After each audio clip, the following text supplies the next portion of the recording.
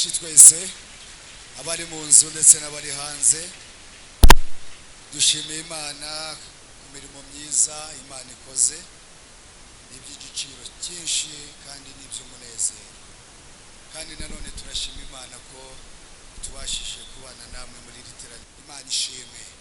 Reka dusome ijambo tunyarutse twihutishije riri mu gitabo cy'umuhanuzi Yeremiya igice cya mbere n'umurongo wa 4 turageza ku murongo wa 10.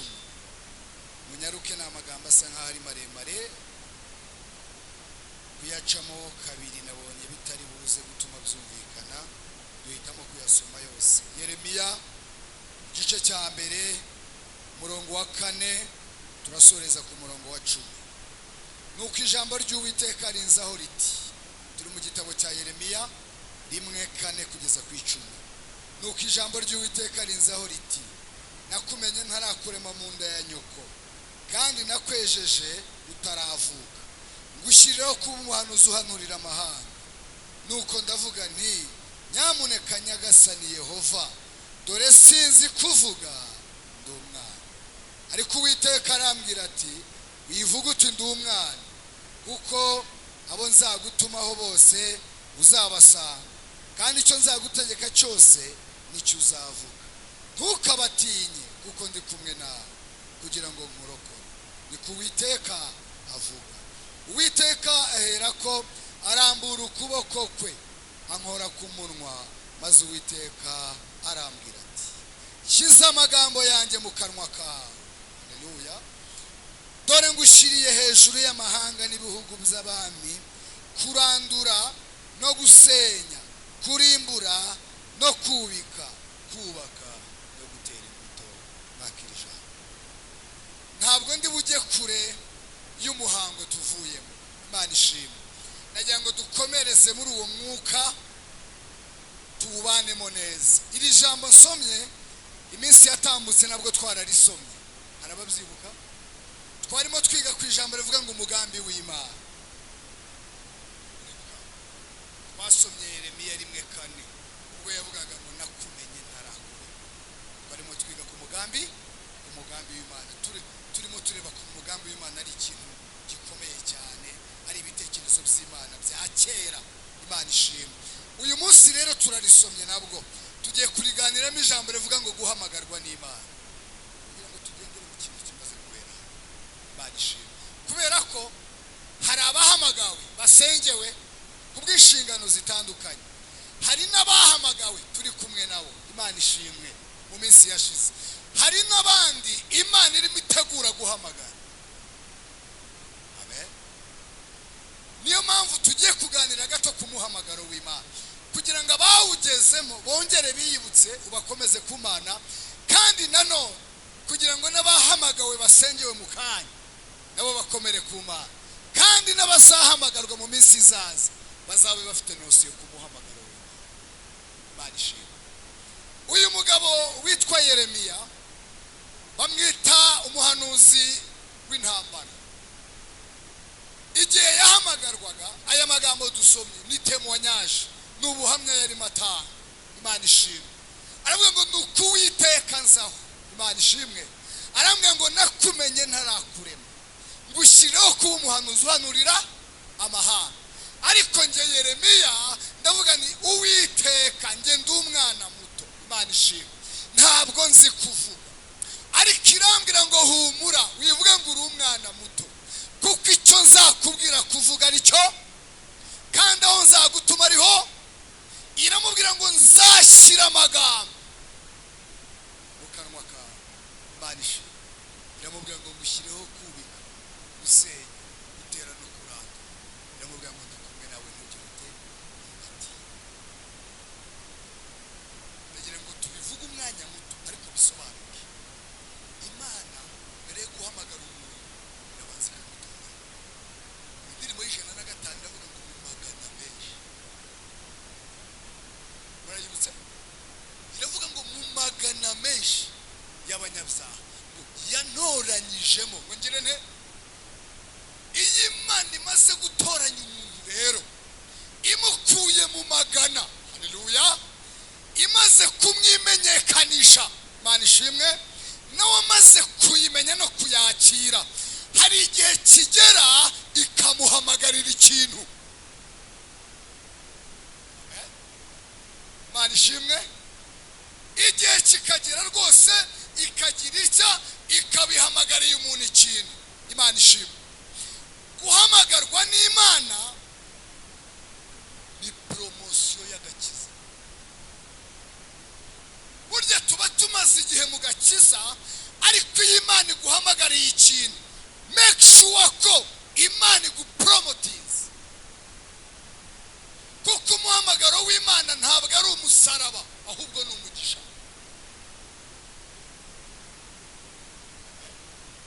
Iyo Imana ikugiriye icyizere ikagutoranya, yanezerewe, ikaguhitamo, ntabwo ibikoresha umusaraba, ahubwo ibiguhaye umugisha.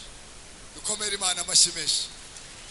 Ntabwo ari umusaraba iguhamagariye kuririmba, si umusaraba, ni umugisha iguhaye. Iguhamagariye gushumba, si umusaraba. Iguhamagariye n'indi mihamagaro, si umusaraba. Kuko iyo uhagazemo neza ibiguhera mu mugisha.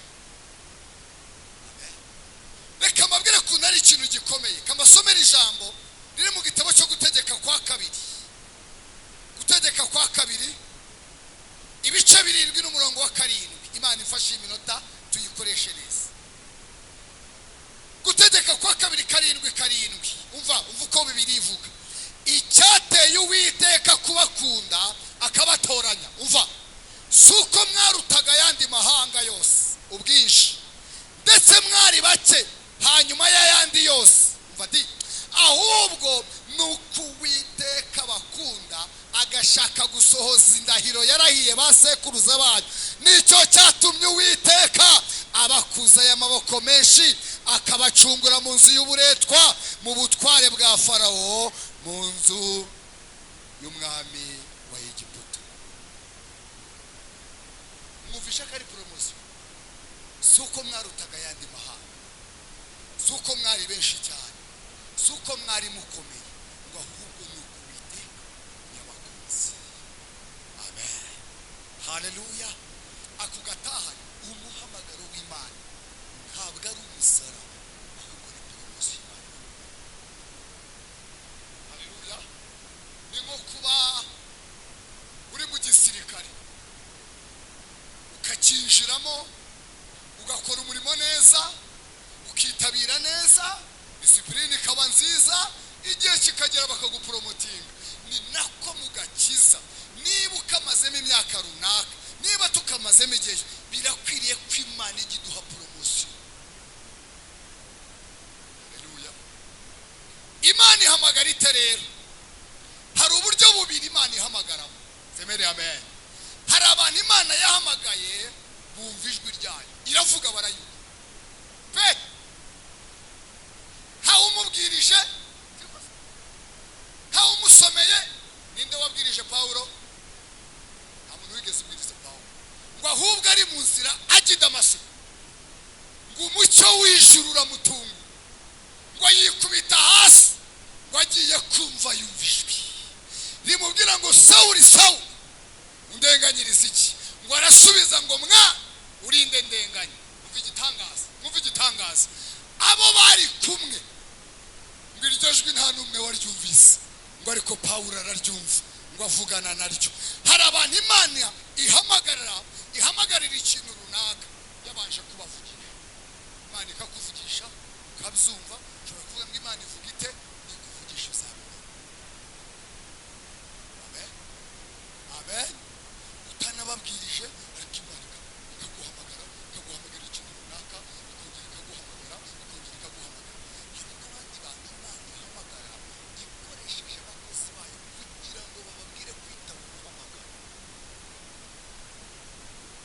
Ni ukuvuga ngo igakoresha umushumba akavuga ngo mbonye Imana iguhisemo, iguhamagara iki kintu. Ibi birashoboka kubera ko Eliya niwe wabwirije Elisa.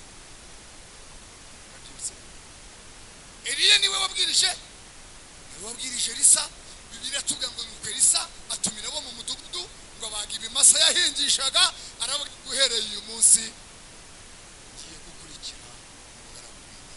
rero ishobora kuguhamagara iguhamagarira ikintu runaka wumvishijwe cyangwa se igakoresha umukozi wayo igakoresha kanaka kugira ngo aguhamagare kandi ari Imana ibigize ute ibikoze ibyo byose bigira bite birashoboka.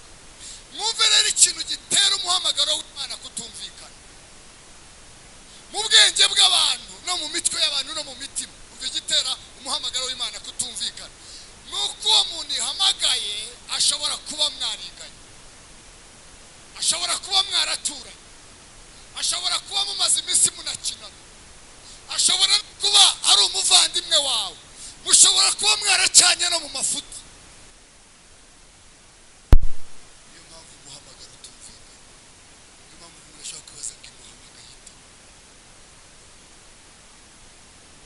Uyu wo kwa kanaka uyu nguyu w'ejo bundi gusa uyu nguyu yabimuhamagaye iti. Sibyo se? Niko witwa Nataniyeli yabwiye Filipo, yaramubwiye ngo nta cyiza cyaturuka i Nazareti, kuko yaramubwiye ngo abahanuzi bahanuye twamubona. Imana ishimwe. Rero niyo mpamvu umuhamagaro w'Imana utumvikana kenshi.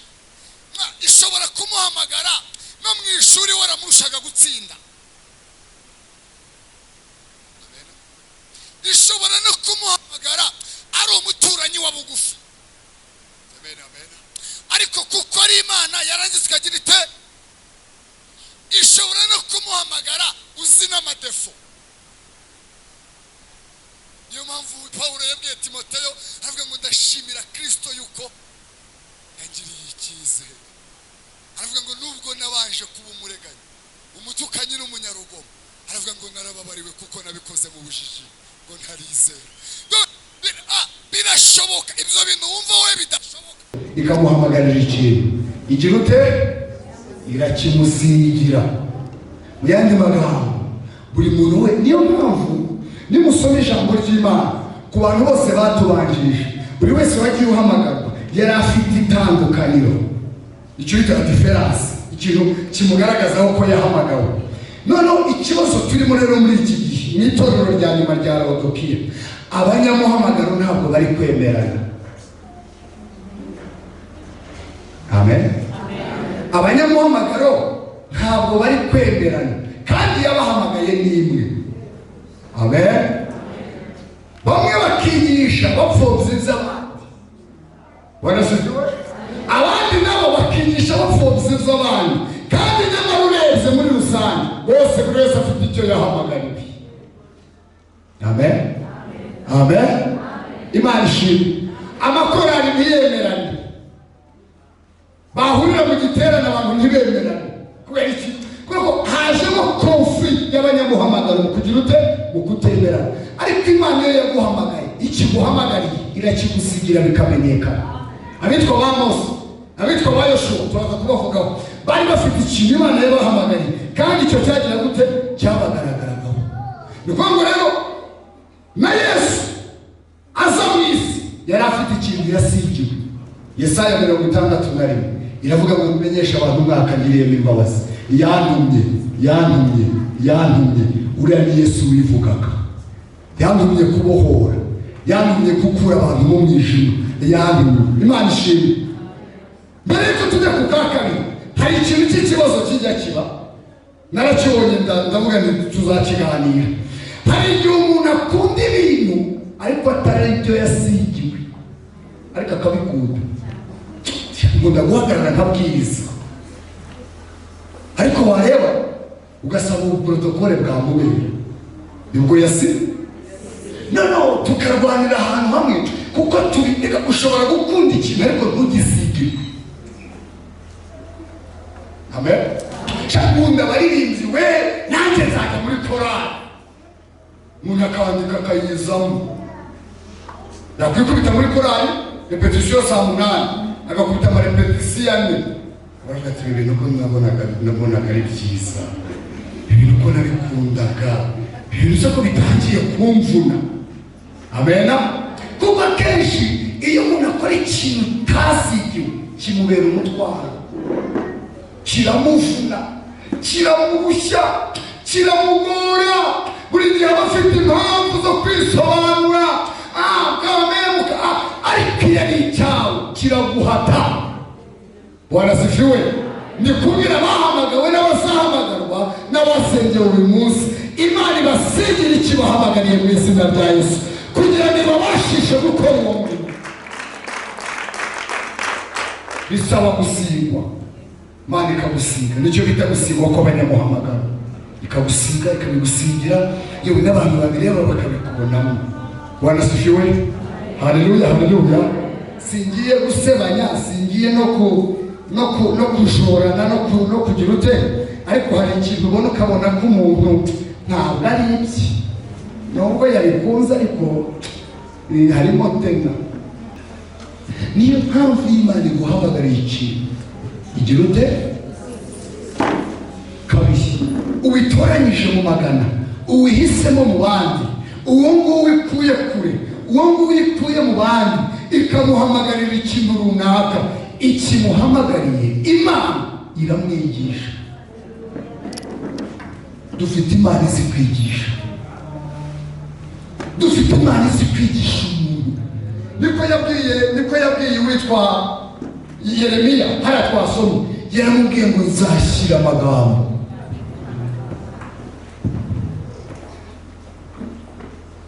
Yaramubwiye ngo njye Uwiteka nzafata amagambo yanjye nyashyire mu kanwa kawe, kubera ko umuhamagaro w'Imana akenshi mu ndebe tugiye gusoza turavuga kimwe gusa cya gatatu dusoza, turagihitamo, ni byinshi turagihitamo kuga amasaha. Iyo Imana ihamagaye umuntu akenshi umuhamagaro w'Imana uratungurana. Birashoboka ko Imana yaba yaragusezeranyije kuyikorera, birashoboka, ariko ntabwo wamenya igihe izabisohoreza. Rero kuko umuhamagaro w'Imana utungurana, iyo utunguranye nyiri guhamagarwa ntabwo abazi uko azabigenza. Ntabwo mubyibutse se mu gitabo cyo kuva ibice bingahe? Ibice bine Bibiliya tuvuga ngo Uwiteka yigisha Mose gukora ibitangaza.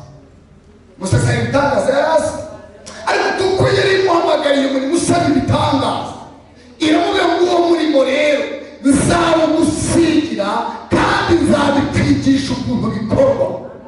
Haleluya, haleluya, haleluya. Pawulo yaravuze ngo nuko ngihamagarwa sinahereye ko nishira mu bafite inyama n'amaraso, ngo ahubwo narahagurutse ngo uwo murimo kuko ijuru ryari ryamwigishije. Rero data, Imana ni guhamagara izakwigisha. Imana ni guhamagara izagira uti izakwigisha. Usa n'uwo ukibaza uti ivugabutumwa nkora, ivugabutumwa numeriva akora, umurimo w'Imana mu masadirike n'abashumba bakora bawize nibatubwiye, bafite izihe doktora muri teolojiya, mfite iyihe muri teolojiya, ariko iyo umuntu Imana yamuhamagaye iramwigisha. Wanasifiwe? Ikakwigisha, mwaka wa mbere ikakwigisha, mwaka wa kabiri ikakwigisha, mwaka wa gatatu ikakwigisha, kugeza igihe ibintu byose bibaye amahoro. Gatatu, iyo umuntu Imana imuhamagaye, gatatu iramushyigikira. Ibi dukunze kubivuga kenshi, niyo mpamvu tutari bubitindeho. Iyo umuntu Imana imuhamagaye igira ute iramushyigikira, kandi gahantu tugasobanure ubundi tuvuge kamwe gusa, turavuga bine gusa. Iyo umuntu Imana imuhamagaye igira ute iramushyigikira. Bene data, dufite Imana izi gushyigikira umuntu yahamagaye. Haleluya. Wamurwanya ariko arashyigikiwe, wamuvuga ariko arashyigikiwe, ntiwamwumva ariko arashyigikiwe, ntiwamukunda ariko agize ate marishwe. Ijuru riri kumwe nawe, kuba ari mu muhamagaro wayo neza. Ijuru riri kumwe. Niko Imana yabwiye Yosuwa, yaramubwiye mu bice 3 ku murongo wa 7, yaramubwiye ngo Yosuwa mwana wanjye, nabonye abantu batari kukwemera, ariko iramubwiye ngo ngiye gutangira kugukuza, bamenye ko ndi kumwe kandi ndagukuriza mu maso yabo. Ntabwo ndi mu bikorere kure, ndabikorera mu maso yabo kugira ngo bamenye ko ndi kumwe. Katuhereza Imana icyo kugira ngo bamenye ko ndi kumwe nawe.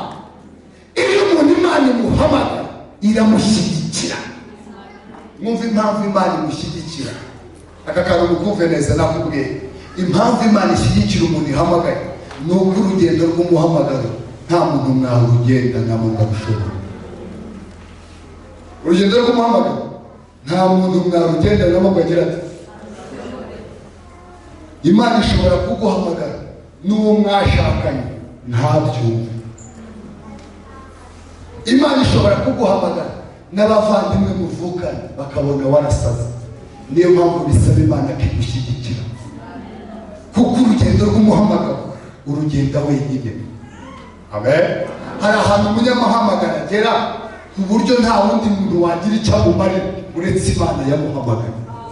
Uwitwa Yeremiya twasomye muzi amateka ye, uzi ko yageze aho bene wabo b'iwabo mu mudugudu w'iwabo baramwitakana baravuga ngo umwana w'umuhungu ntabwo tumuzi. Uzi icyatumye amwitakana?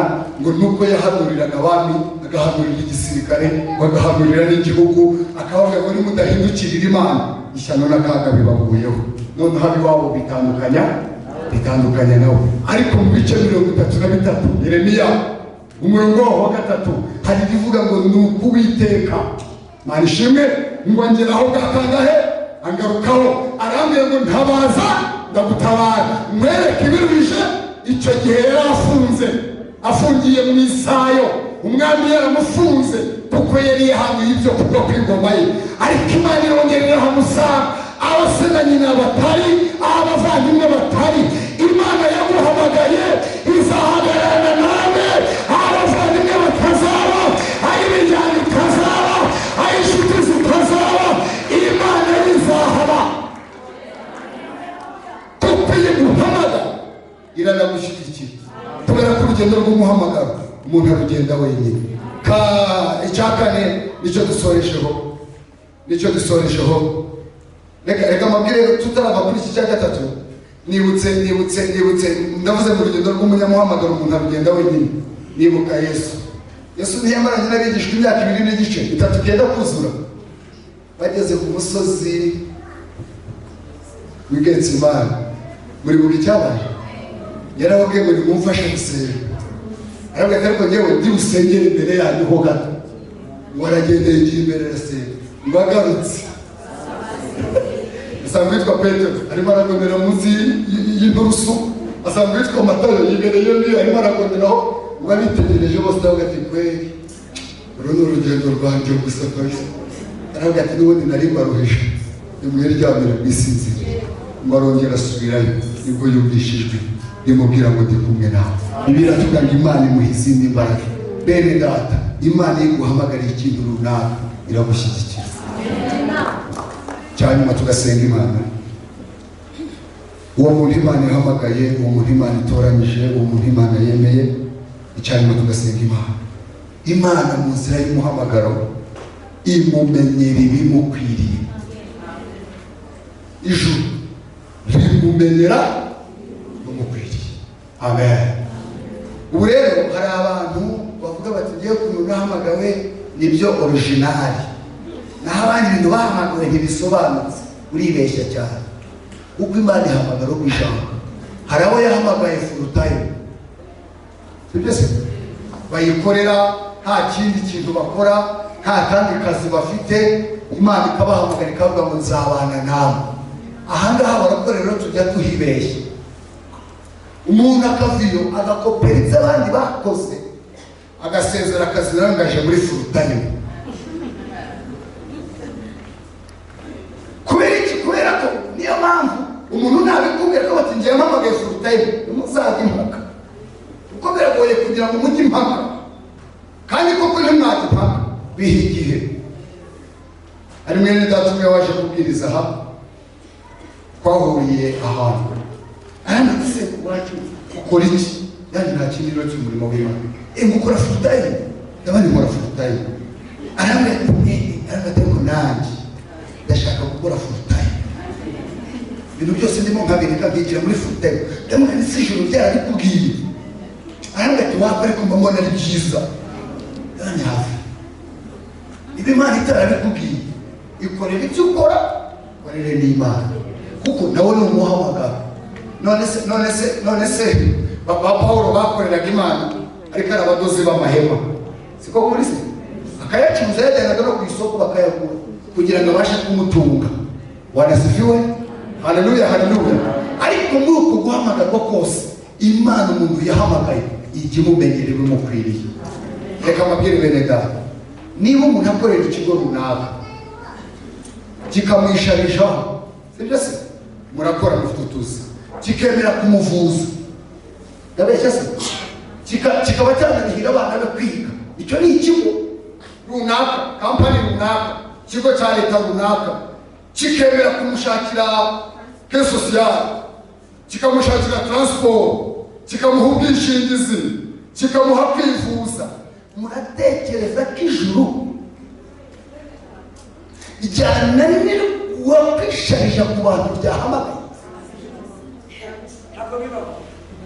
tubwizanye kuri niba mu isi baguha siranse iryo ni ijambo rikomeye cyane niba mu isi abana bawe babishyurira bakiga niba wakwifuza none ugasanga umuntu aravuyo nk'abapasiteri ngo wabariye amaturo reka da Imana yahamagaye umuntu yisharisha kuzamumenyera ikizamutunga mu muhamagaro uko abana reka babwire turi muri 2020 ikinyejana turimo gitandukanye n'icya Eliya n'amashuri yabagaho yo kwiga kw'abana ariko niba Imana impamagaye ikamenya ko mfite abana bagomba kwiga uko byagenda kose igomba kubigisha ntabwo ari ibintu byo kuyisaba umva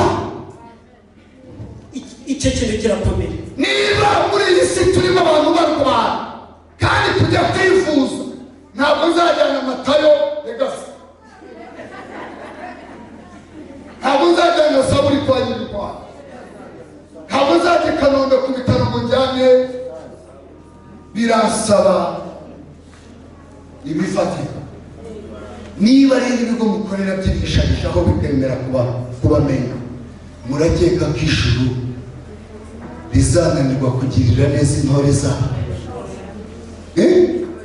murumva ko Imana izananirwa none ukajya reka murakuntu ngo abapasiteri ngo baba bagenda ngo mu mavewe abandi ko bayagenda abandi se ko bazigenda kubera ngo umupasiteri dusinze abamo abandi ko bazibamo abandi ko bazibamo abakorera ibigo babitunze bakabibamo wakorera ijuru neza ugakorera Imana neza ugakorera ubwami neza ugatanga umwanya wawe ugatanga imbaraga zawe n'ubwenge Imana ikabura kukugirira neza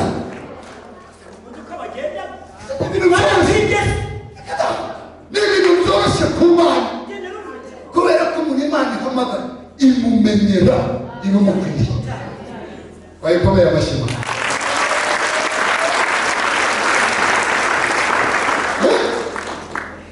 nukuvuga ngo kuzi Imana yahamagaye akwiye kubaho neza kuko nabo bafite ikigo bakorera kandi gihemba neza wanashiwe igihe cyo kubaho nka Lazaro cyararangiye nako niba Imana igemeye gutyo nabwo nta kibazo kuko Imana hari igihe abantu bitiranya ibintu ni ukuvuga Imana ivuze ngo ndaguhamagaye yo mu bumana bwayo iba yarateguye nuko muri iki gihe byapfuye natwe abakozi b'Imana twarabyishe aho kugira ngo dutegereze Imana itugirire neza twebwe twateye imbere twabanje kugenda Imana itaraza mu yandi magambo twebwe turimo turateka imitwe no kwetsikoroka ibintu bidafatika kugira ngo tugere ku byo dushaka kandi Imana yarateguye ibyo ishaka amen kuko mushuke ni pasiteri wawe wa mbere ndi wawe wa kabiri ndi wawe wa gatatu ndi wawe wa kane ndi wawe wa gatanu ndi wawe usanga ari uko bakwambitse wa gatandatu dutizanyije imyenda wa kane dutizanyije imikenyero wa karindwi dutizanyije izo hasi inkweto wa gatanu nguriza nguriza, kuwa gatandatu ongera ungurize, kuwa karindwi ongera. Imana yakuntumye ngo nyohereza transport, noneho ukuntu Imana yari yarateganyije izakubeshaho ukayivangira. Ikaba ngo ari ibintu byiza nari narateguye, byiza nari narateguye ku murongo narateguye, noneho kuko twe twabicuritse bigapfa. Ariko naho Imana y'ukuntu abantu yahamagaye bazabaho yabiteguye itarabahamagara. Tugiye gusenga Imana. Nimusome igitabo cy'abana harimo inkuru z'igihe aha barongora Yezebeli. Harimo inkuru z'ukuntu abatanzi bavuye mu rusengero bakajya kwihisha mu myobo bafite ubwoba ko bari gupfa. Ariko Imana isigaza umugabo witwa Obadiya ibwami, iramusigaza ngo akajya bakuriraho imikati akajya kubagaburira mu butayu, ngo nta mutambyi n'umwe wishwe n'inzara, ngo kuko Obadiya yari yaramaze kugera ibwami. Iyo Imana iguhamagaye igutegurira n'amaboko, iracyikorera mu bumana bwayo. Mu bumana bwayo igira gute? Irabyikorera. Icyanyuma dusoreje tugasenga. Iyo Imana iguhamagaye ikagutoranya, rimwe na rimwe hari igihe Imana igutandukanya n'ibintu n'abantu. Hari igihe Imana iguhamagara ikagutandukanya n'abantu, birashoboka bitewe n'ikigize ute guhamagariye. Kakubwira ngo rero ibya Mukamana ntibizongera, muzaba inshuti zo kuri tuvugane, ariko ibintu byo kugendana nawe nta cyubahiro nabibonyemo. Bene data, ahangaha niho twavugiye rya jambo, niho dusoreje. Abantu bo hanze sinzi ko mwumvishe generete yabaye nyinshi.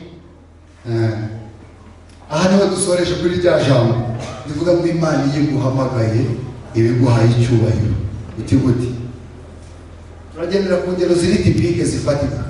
Baravuze ngo uyu guverinoma bodi gaterana ikavuga ngo yitwa Musafiri Daniel, niba arimo hano siwe mvuze n'ikigereranya. Musafiri Daniel kuri yero bakora rw'umuhondo rusohoka amatangazo ya za covid handi inyuma, tugasanga muri executive general w'ikigo runaka Musafiri Daniel. Uhereye uwo munsi niba Daniel yajyaga agendana na iwacu batembera birirwa ku gapiri Nyamirambo, Daniel akubetero iwacu umwanya natore munyemerera kujya kubetinga, munyemerera gukina urusoro, hari n'ahantu utanyemerera kwicara kuko ni umwanya nawe tugenga minisitiri webedeje wo gusanga muri betingi biragora, cyangwa ukamusanga akiri ikarita biragora, kuko umwanya yahawe n'uw'icyubahiro. Niyo Imana iduhamagaye rero, iyo dutandukanije n'abantu si ukutubabaza, n'icyubahiro Imana ibiduhaye.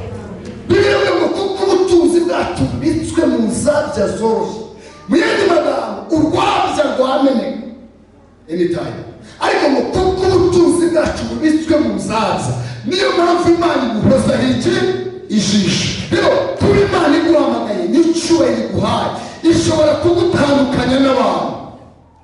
Umuhamagaro ushobora kugutandukanya n'abantu, mugatandukana atari uko mwanganye, ahubwo ari uko igeze gute Imana ikubashye kandi iguhamagaye. Abahamagawe basengewe, abasengewe kera, abazasengerwa, umuhamagaro bakomeze. Ibi bintu twize birakomeye kandi uzubakeho bifite imbaraga. Imana izakumenya, Imana izabigusigira, Imana izakwigisha, ishobora no kugutandukanya n'ibintu n'abantu kugira ngo ibashe kugira ute kukuronka, kukubona, kugendana nawe. Bibiliya iratubwira ngo iby'isi bitwigisha ijisho. Imana y'amahoro ibaha umugisha kandi ibashoboze.